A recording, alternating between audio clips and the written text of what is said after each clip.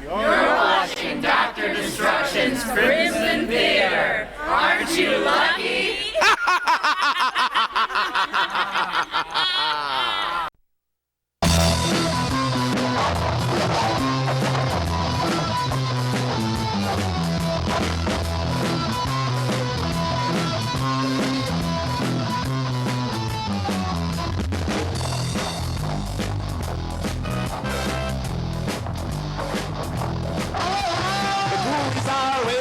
Late at night, the doctors on the TV do give them a fright.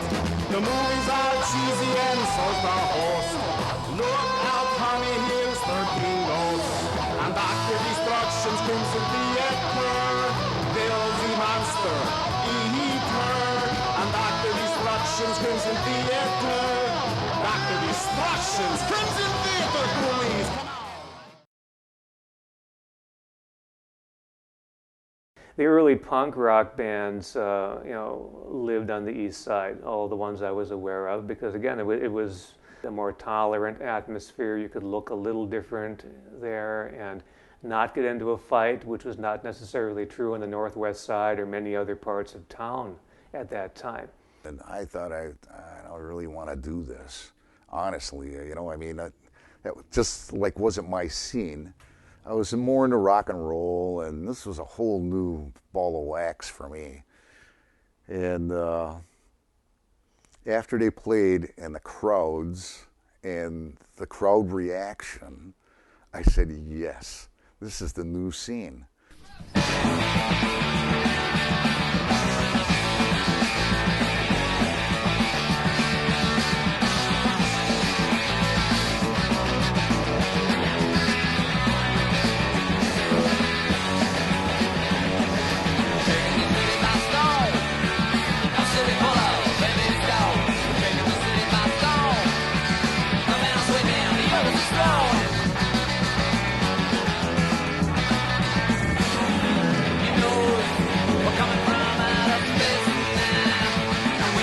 Presley Haskell was a leader of the Haskells.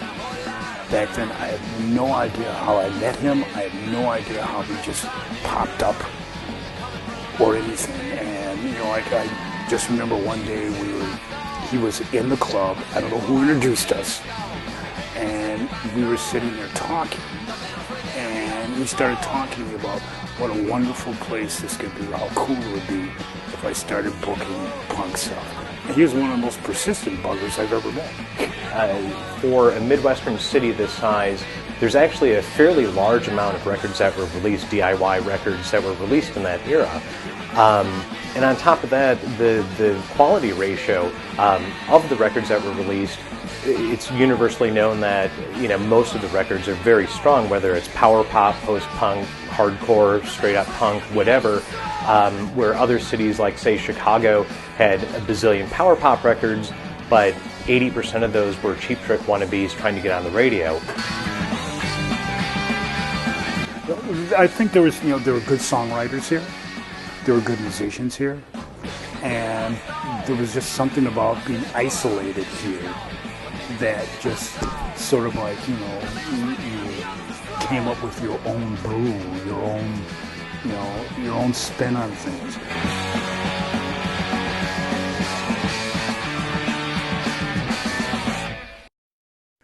You always had falling out with people, all right? And I know where you're going with this. I don't know what really transpired, but he ran with it and said that Damien must have done it. And I ran with it and said, do I look like that type of guy? And so we were both getting this publicity back and forth. Damien. Now he's the godfather of punk.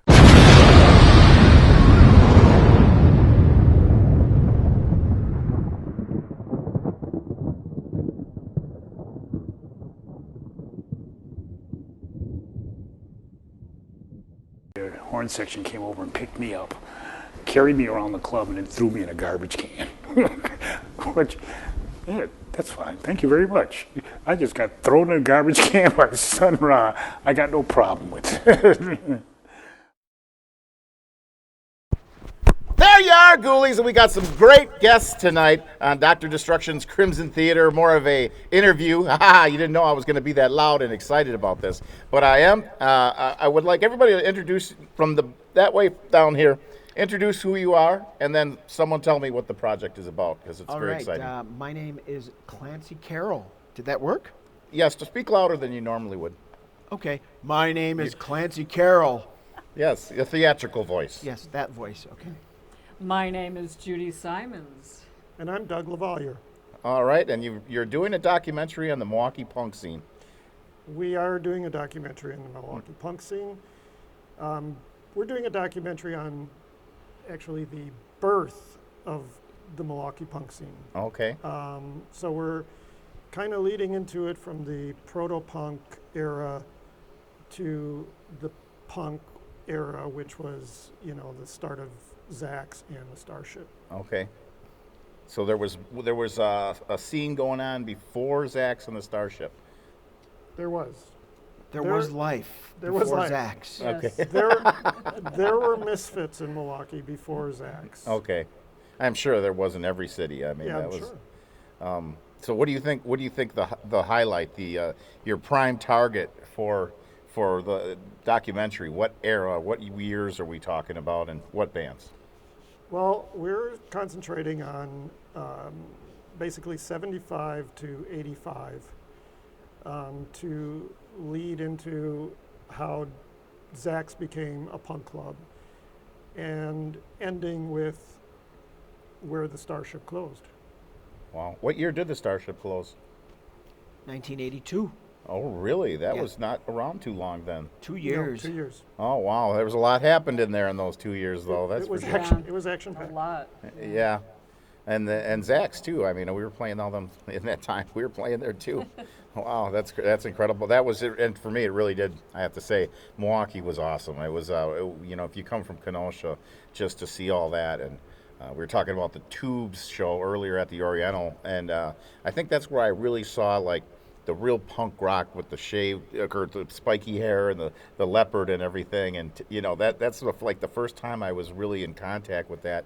Of course, it was always kind of like if you talk about 75, you did have the Heartbreakers and the Dolls before that, Iggy, of course, and that whole lot. MC5. And of course the British punk scene. That was, I saw that there was a Weekend Report. That was in a time. It was either in a Saturday Night Live's time slot, or it was like when they were taking off, or it might have been before, and they pretty much were showing footage from the British punk scene, and I was like, yeah, I'm all about that. Of course, it looked very gothic too, though, back then. Yeah. And I've been reading a lot about the early punk scene, and like in Britain, the hardcore punk scene was taking off, and there were a lot of kids that were doing the slam dancing, and they looked really, they were wearing the black lipstick and the chains and the safety pins. And when that started to drift over to the East Coast in New York City, the people that were hanging out at CBGB's, it freaked them out. They're like, that's not punk rock. These guys right. are like being like, they scared them, But there was the MC5, and they had their leather jackets and everything, and they were dealing acting like they were in gangs with knives and stuff. But it was like not.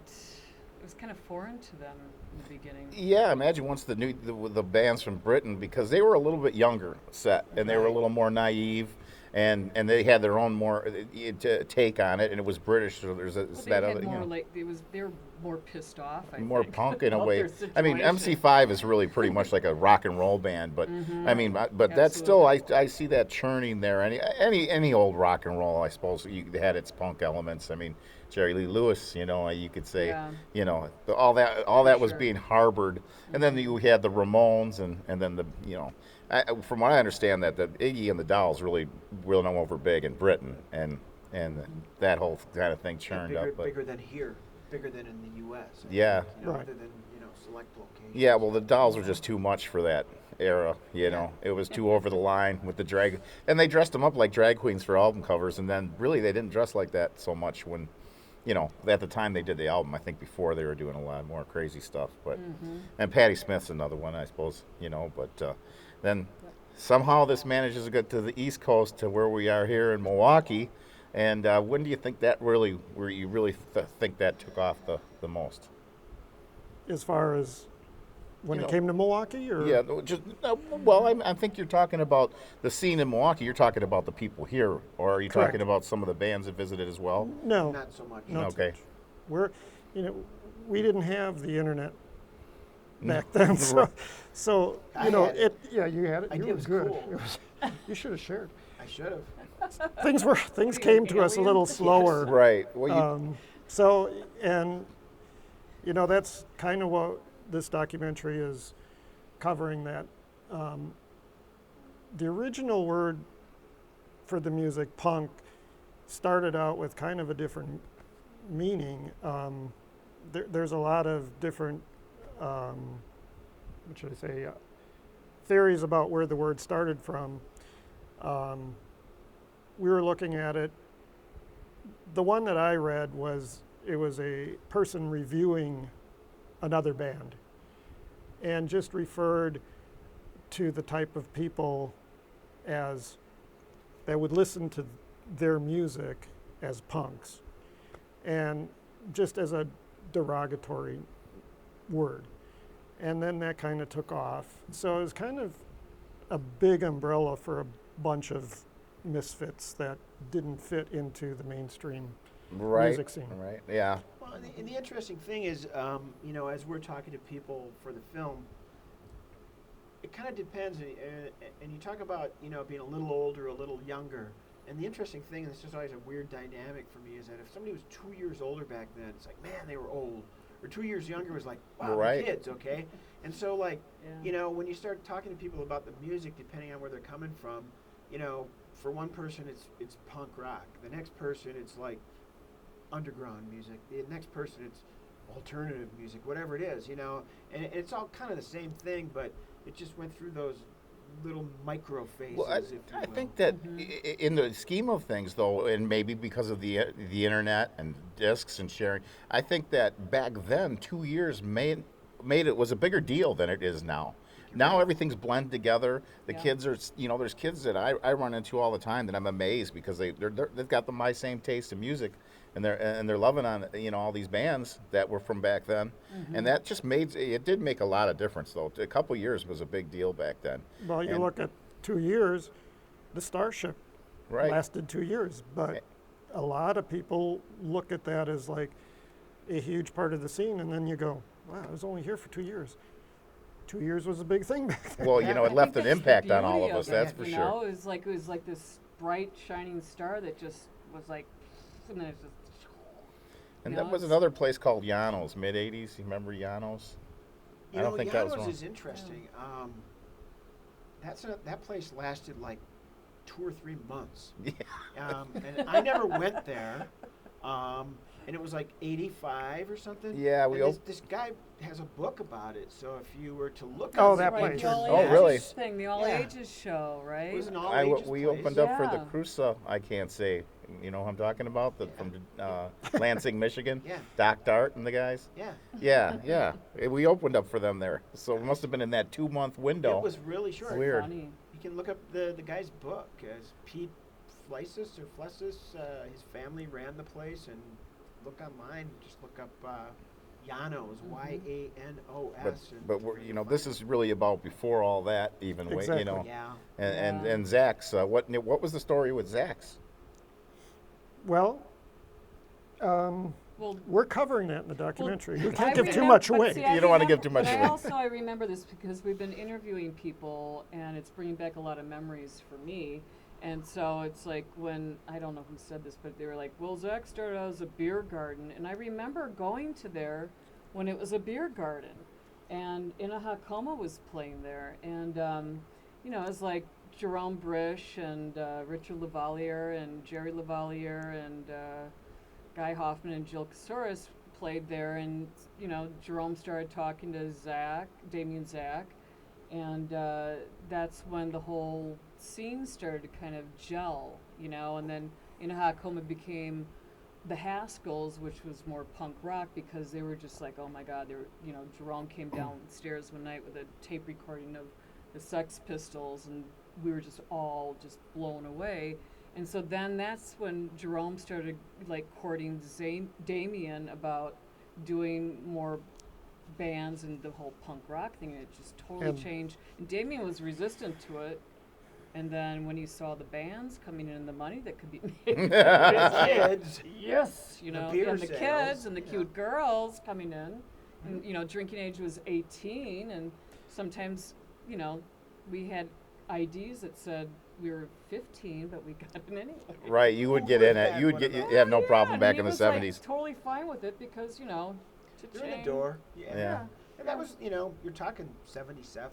You know, really is, you know, the interesting thing is, in a hot coma, the first time I saw in hot coma of all places was at the alternate site or the site, like down for free at the lakefront. And they were like so out of context, but they liked the Dolls. They played like a Dolls song and all that. And it was like, you know, you went, wow, this is pretty cool. But by 77 and then 78 is kind of like when it really started happening here.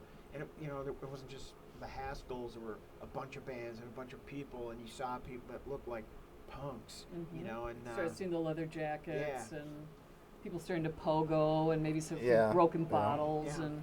Well, that's cool. I'm gonna be. I can't wait to see this movie because I was there actually. Me too. Even I can't wait. I was living 30 miles away, but I was there. I remember. Yeah. It was a great time. It really was a very exciting time. I mean, it was just. Oh, God. It's. I can't say that anything really was that moving since. I mean, we've seen a lot. You know, to see that where it's at today, and that so many bands are still doing it. It was time for a change. Yeah. We were so sick of all the, you know, the big arena bands and just Disco. long guitar solos, and it just brought rock and roll back to the small clubs because these guys were on these big stages, you know, singing about their hard life as being a rock star on the stage, basically.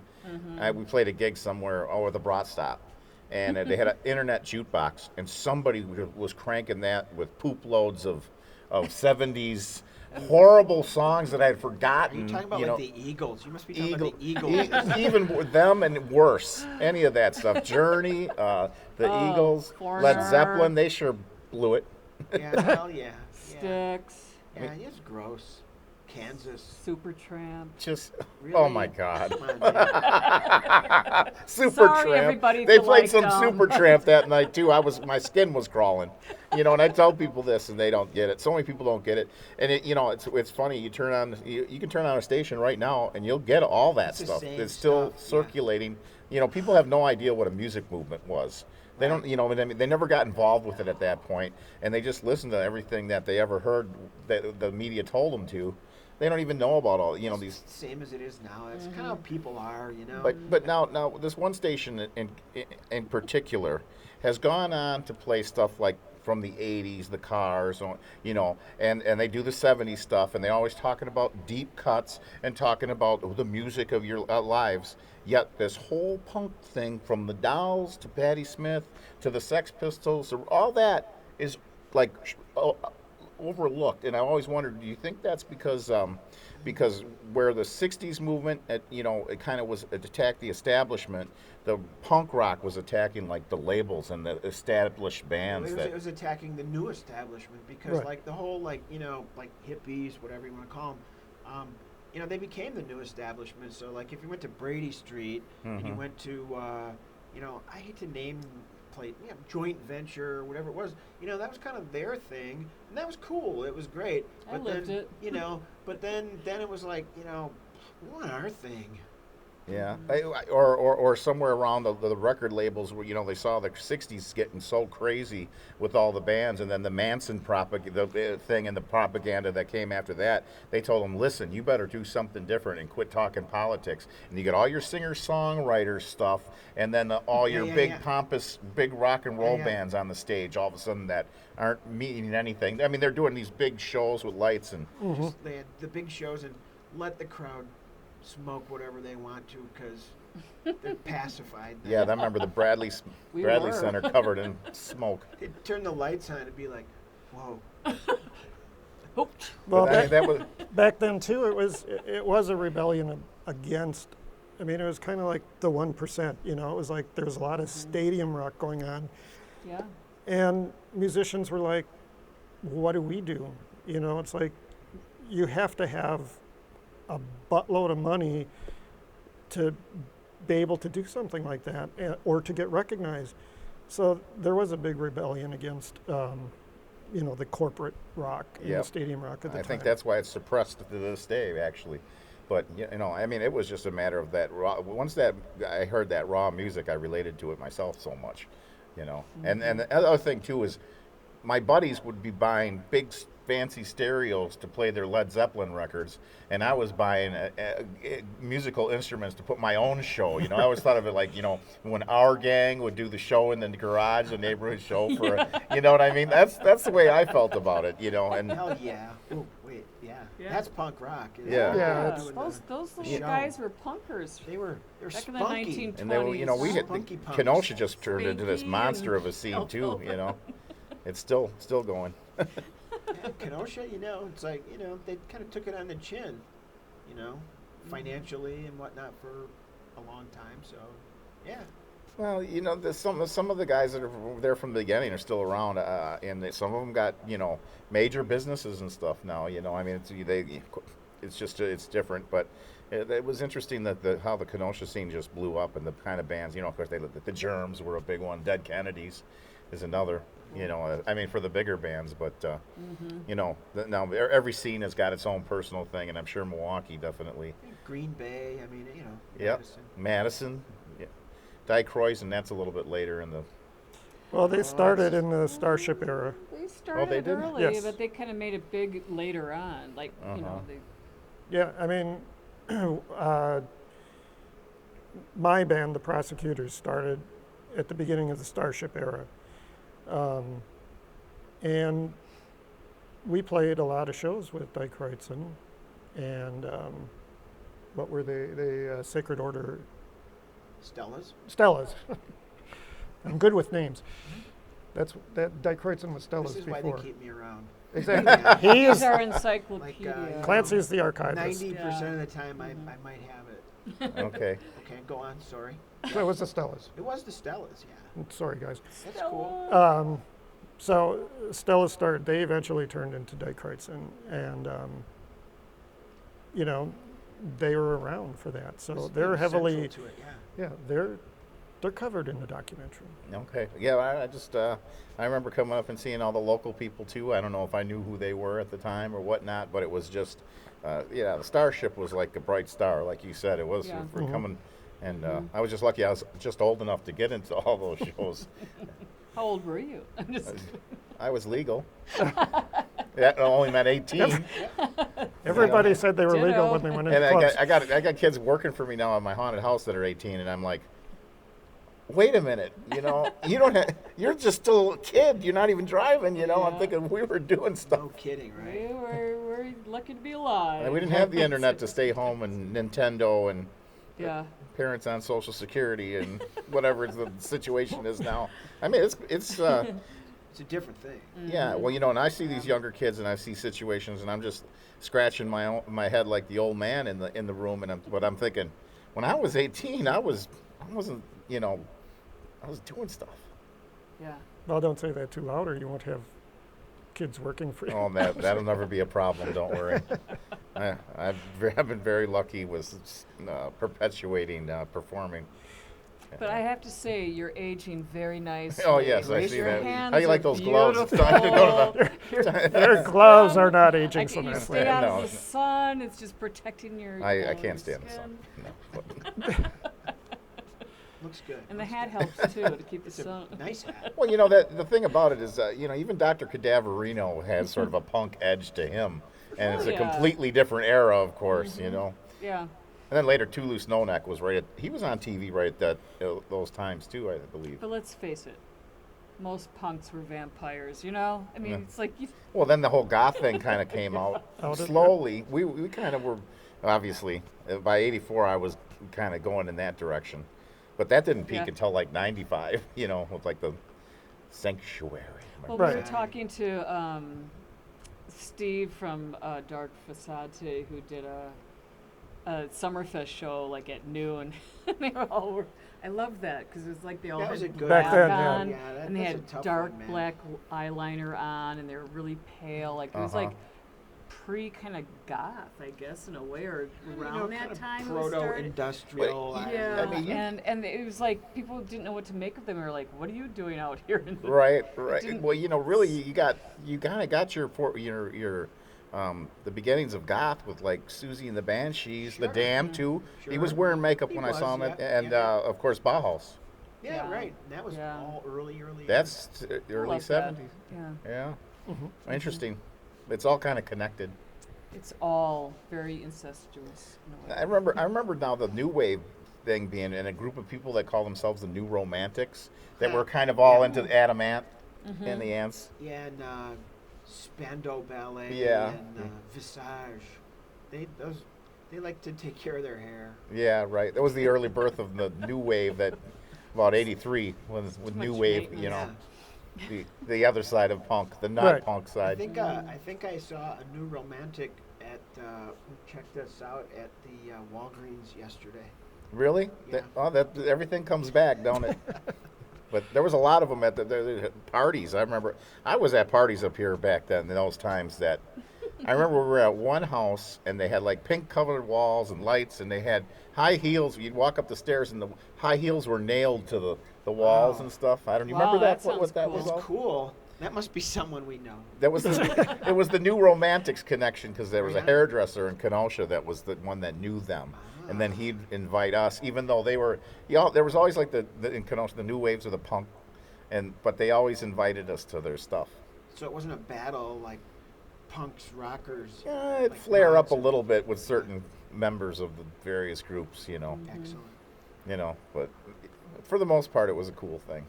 That was really the early 80s was really cool. And even though I'd say those 80s videos, the first ones that were out, that was some of the greatest video that's ever been made. And then Phil Collins and Van Halen started making them and wrecked everything. Yeah.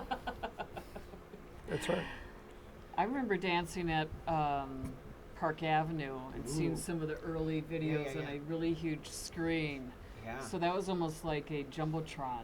Missing for persons. Us. Yeah, missing persons. The Go-Go's, Romantics. Blondie. And of course, who would have known Oingo Boingo would give us Danny Elfman, who's huge now. I mean that's really insane. I remember my friend of mine that was on the new wave side was just bragging Oingo Boingo up. These guys this is gonna be big, and he was right. But not in the way we thought. Yeah, it is interesting. But that was a lot of fun stuff, and it just.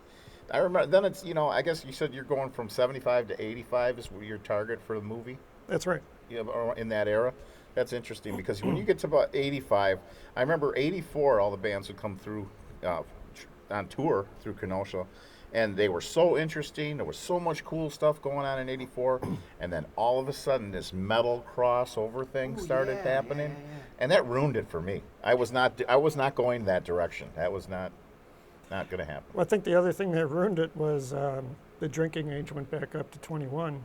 Right. Didn't it? Huge bummer. What and that killed a lot of the clubs. Yeah. It did. It really did. I mean, some people out there will argue at that point, but well, from a moral aspect. Yeah, and there's a big difference really between being 18 and 21.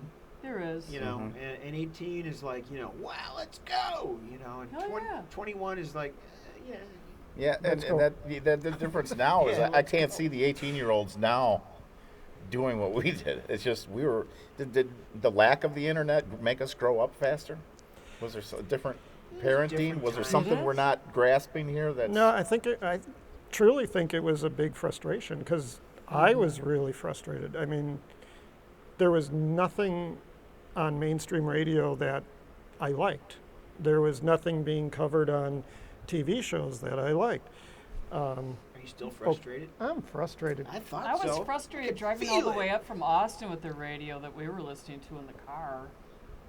I feel like it was 1982 again. Was the early 80s scene in Milwaukee, was that as politically charged as what was happening out on the West Coast? Like the Dead Kennedys were very political, and was it ever political, or was it just angry and? No, I think it was just frustration because I look at our scene in Milwaukee, and even when we're listening to the bands, everybody kind of goes, it was like a second family you know, and We all found we each were other. all we were really interested in back then was having a place where we could play our music and having an audience for that music, because literally early bands like In a Hot Coma and Mannequin and other bands like that, they had a hard time because there were certain clubs, like, you know, people in Milwaukee, they worked hard. So if you're going to go spend $2 to hear a band, you want to hear music that you've heard on the radio. Mm-hmm. So when these bands came around that were trying to do originals and stuff, they would, you know, get their lives threatened to You know, the other some thing of these clubs. that's really always been interesting to me too is you kind of have Rocky Horror Picture Show coming up and you're showing, right. and it had that the leather jacket that Mm-hmm. Frankfurter wore, and it had that rock and roll sound, and it seemed like that was running parallel to the punk thing, and that was at a time I remember when I first saw Rocky Horror. They didn't have all that dialogue they shout at the screen worked out. You know, the Right. people kind of all showed up in tuxedos, or they just dressed up like they're going to a New York Dolls Halloween party. Right. Much, You know, perfect, and yeah. now and then that whole thing, the Rocky Horror Picture Show, kind of was growing up on that time too. Well, There that was. was a thing, definitely, because we one of the bands that we talk about in the film is the Lubricants. The Lubricants were like really Milwaukee's first, you know, full speed ahead, 8-cylinder punk band, just chaos. Okay, things being thrown and people falling down, you know, everything.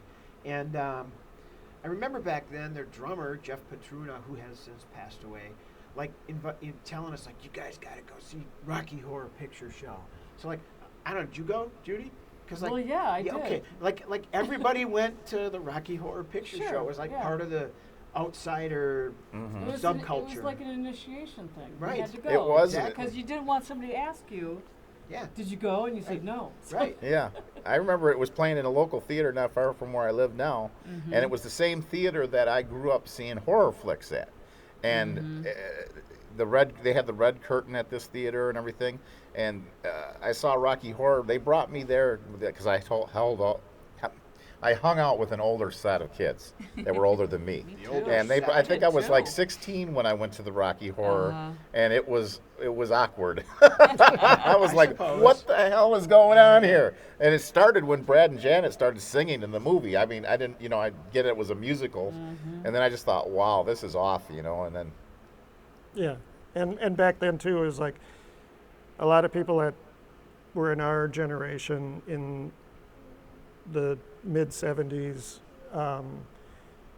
We were listening to a lot of the stuff that came out in the 50s and stuff. So I think when punk kind of took off, so did that dress. It was kind of like the Marlon Brando, James Dean, you know, short hair, straight leg jeans.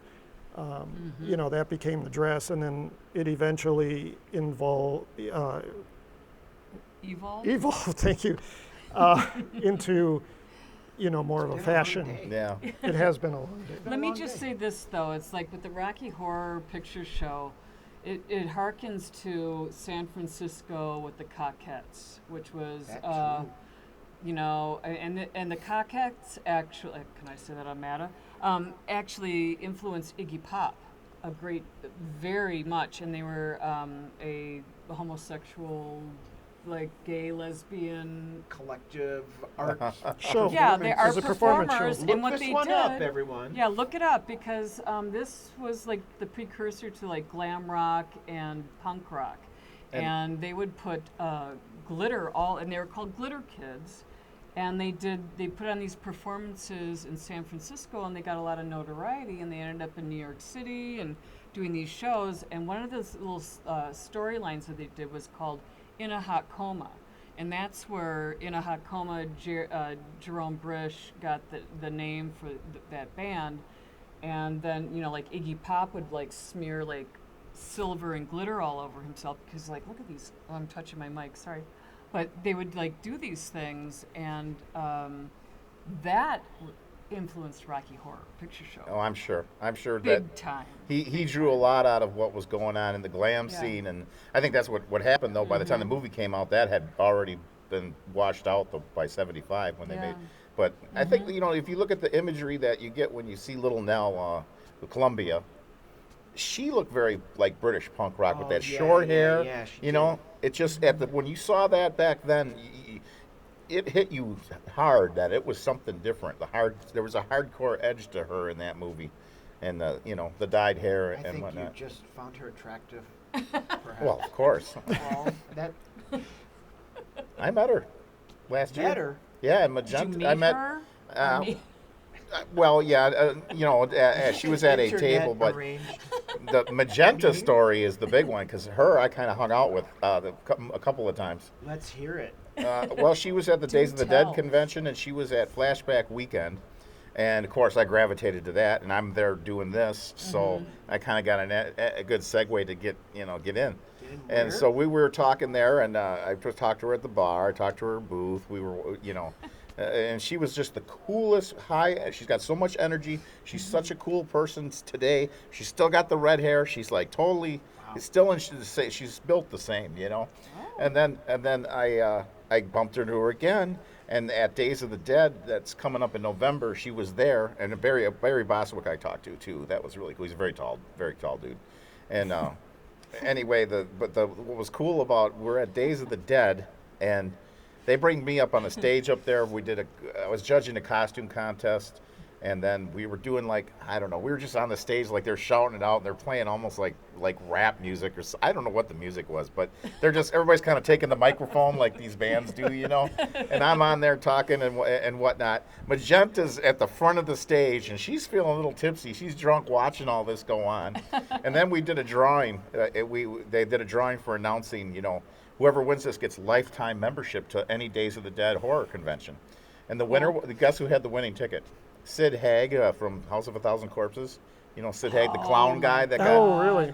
So he's in the audience there too. But I just was thinking, you know, how could I have ever dreamed that when I first saw Rocky Horror that I would be seeing Magenta on the front row of a stage that I am on now, and then she's just the coolest. That's She's pretty cool. That's pretty cool. That's really cool. Yeah, I love it that was when that great to see happens. her and Little Nell. And Little Nell's a little more reserved. Magenta's like, she's just Magenta for real, sort of. The name fits. Yeah, very, very interesting to see that. But yeah, Yeah, Rocky Horror, yeah. I think, for me, was a part of that a little bit. It was our musical. Yeah.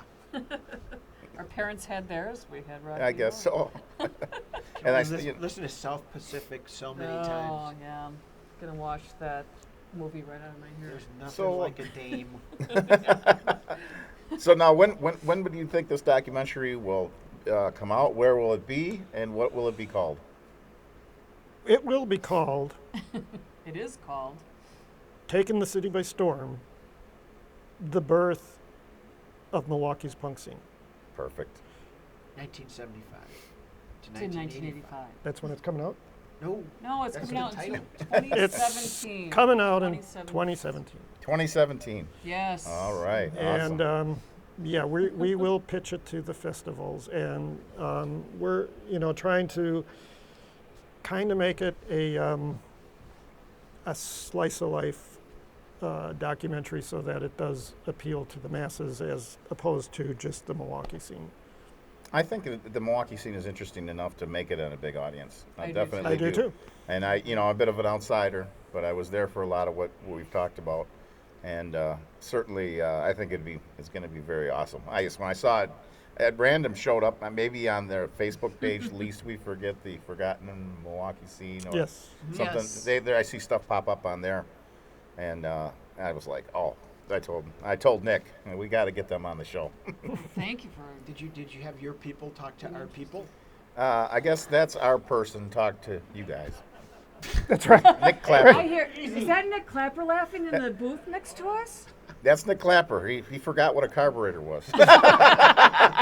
With all these new cars, I gotta give him a little. I gotta give him a little guff about that one. That's an inside joke. 1972 carburetor. Well, it was a 1984 carburetor, but what are you gonna do? Yeah, so 2017. Yeah. 2017. 2017. Well, we'll all be waiting for it. Hopefully, you can come back and visit us again. at another time. That'd be delightful. That Thanks would for be having awesome. us on. Oh no, this has been great. It's You're been so great handsome. meeting all of you. Yes. Look at you. Oh. Can I switch seats? No. This is my husband. Can No. I? No. Switch seats and let her have your glasses. Yes. All right, ghoulies. Well, you've heard it here first. So we'll catch you down the road somewhere, and great films coming out. Rock and roll. Woo!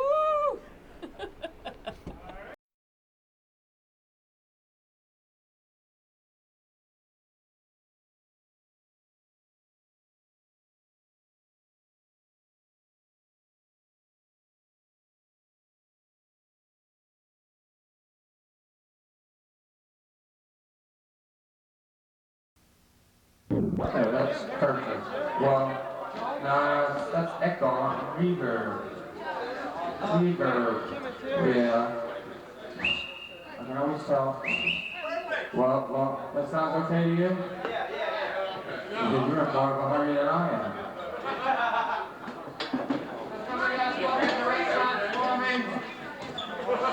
Hi, Bobby. You ain't seen Terry around, have you?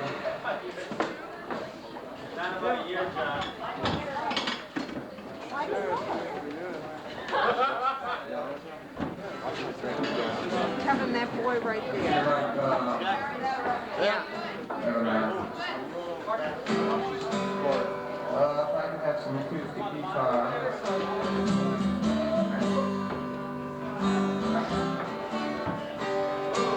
My first song is going to be about love. I know there's no more. Now in my life I realize the little bee told me there is no such thing as love, just honey. Some guitar.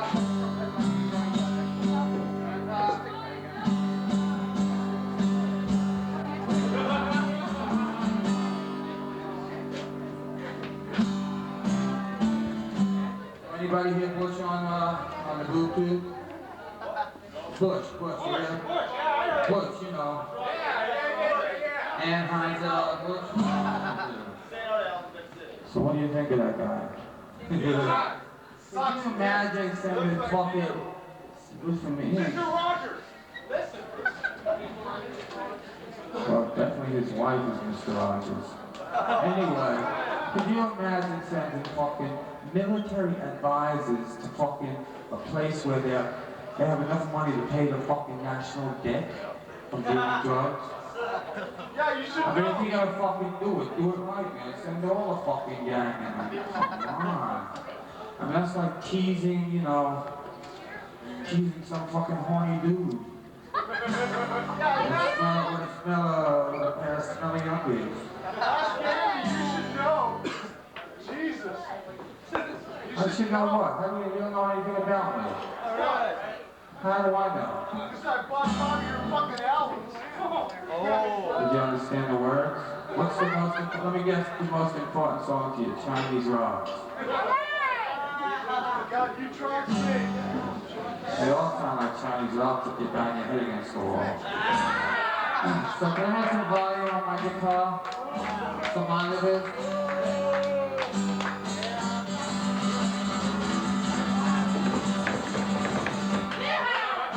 What? Some mind of it on my guitar? Yeah, keep going. That's good.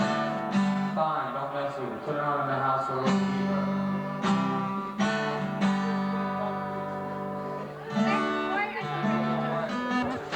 It's about music critics. It's called I Tell the Truth Even When I'm Lying.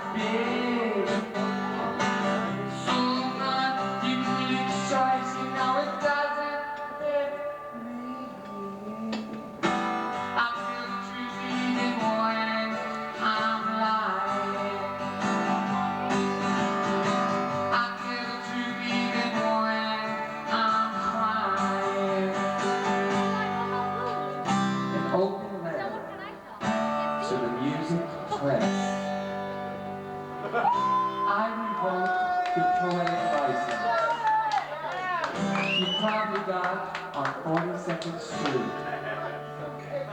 Same place you got your lover. Same place your mother got your father. I tell the truth even when I'm lying. I tell the truth even when I'm crying.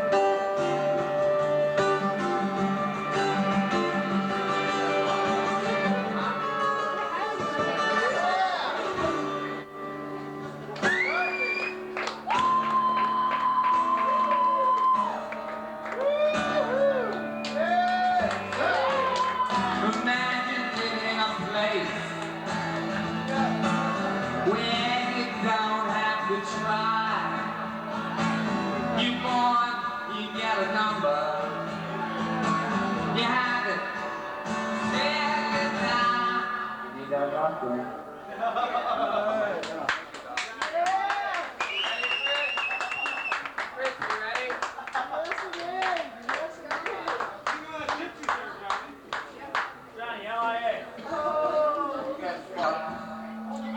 It's called butterfly catching. I really love about my friend Buster. Buster! Can I have a bit more guitar?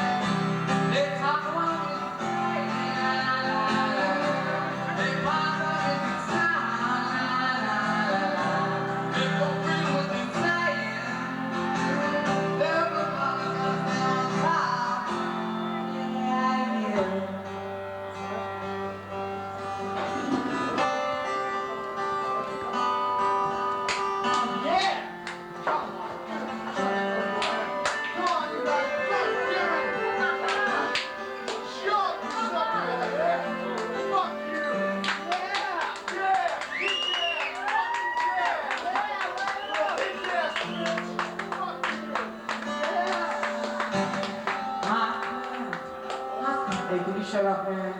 Yeah, you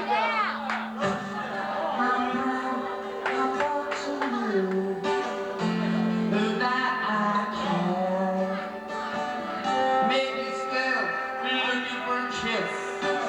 Remember, I'm still here. Somehow to make a loving, somehow to make a start. Some people forget they have others sit there and make a God. They talk about music crying, they pop the music loud. It's so crazy. Chris, you ready yet? Yo, Chris, you ready or what? Yeah, let's play electric. I'm ready.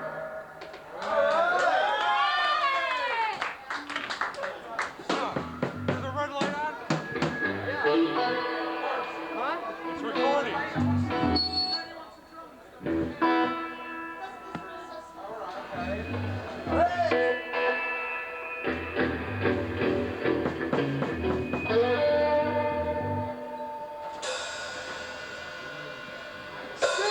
Stockholm! Stockholm! That's not from Spain. Madrid! Rona Red Bus! Fuck Madrid! Jimmy. No.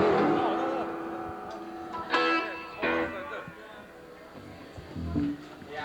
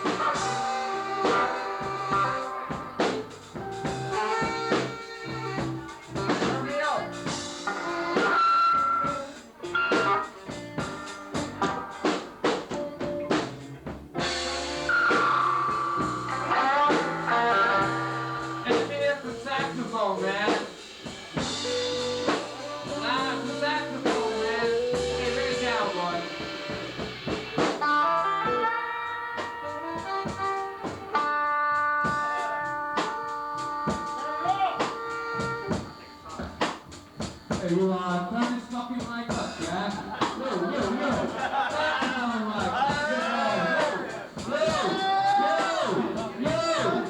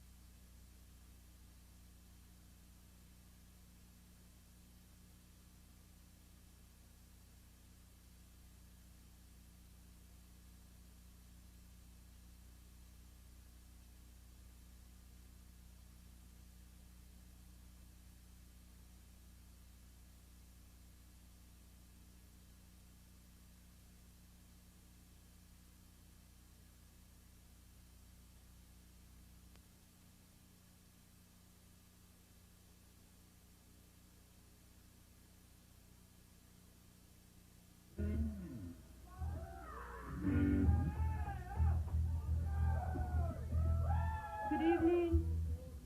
Die Monster Guy.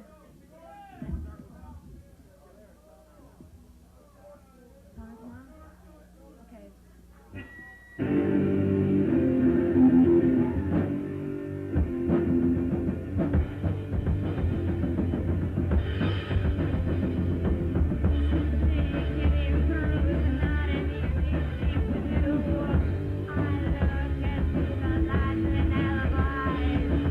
You know I cried.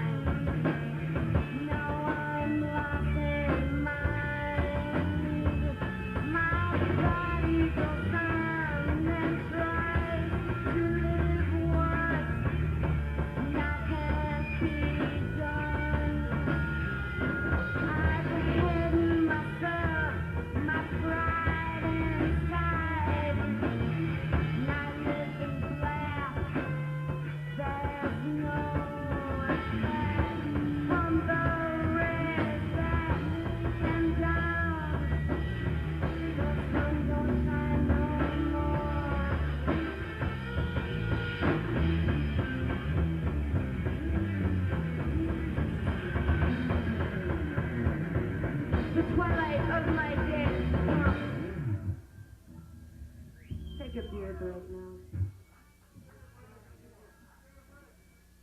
Johnny Thunder's tune.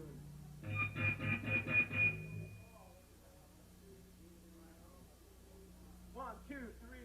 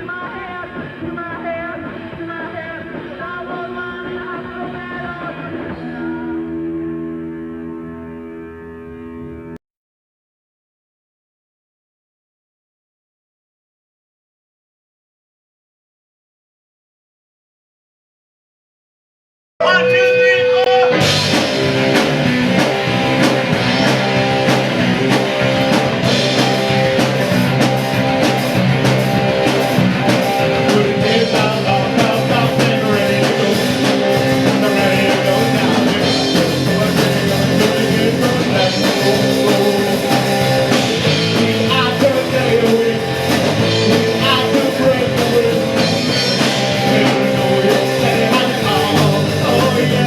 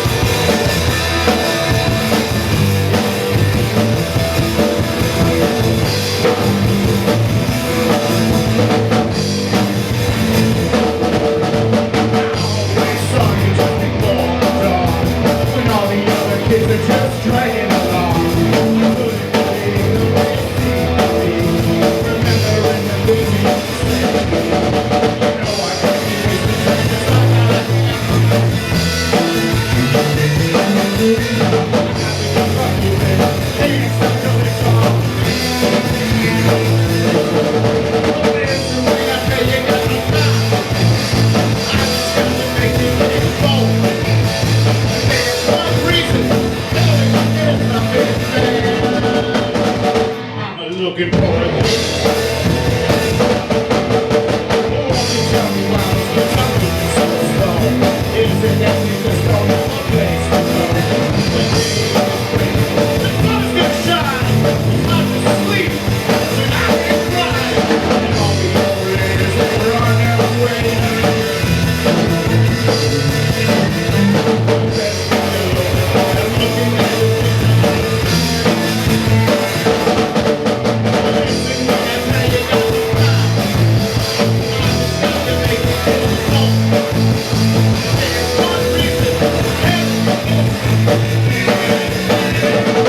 I'm looking at you.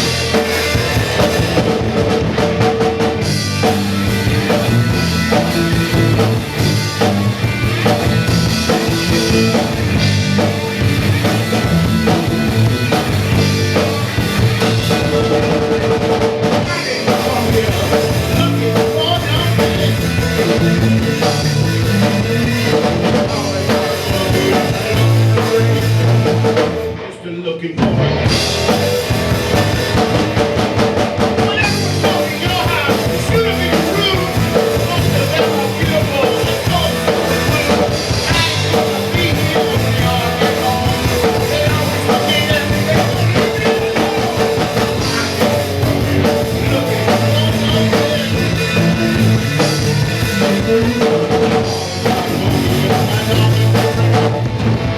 just looking for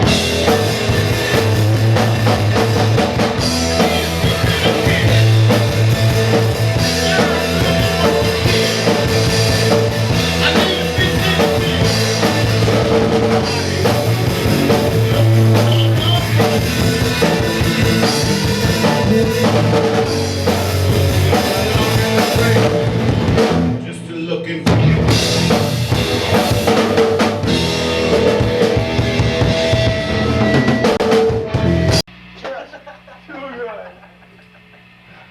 Thank you. This is a cover tune. Ready? Too much confusion.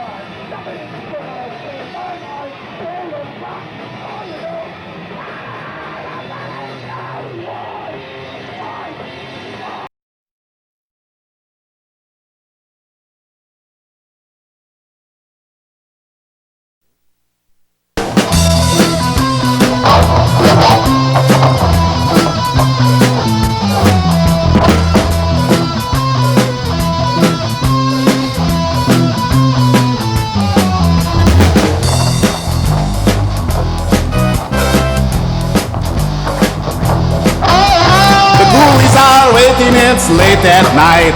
The doctors on the TV too give them a fright. The movies are cheesy and so's the host. Look out, honey, here's 13 ghosts. And Dr. Destruction's Crimson Theatre, Bill's the monster, eater. And Dr. Destruction's Crimson Theatre, Dr. Destruction's Crimson Theatre, ghoulies, come on!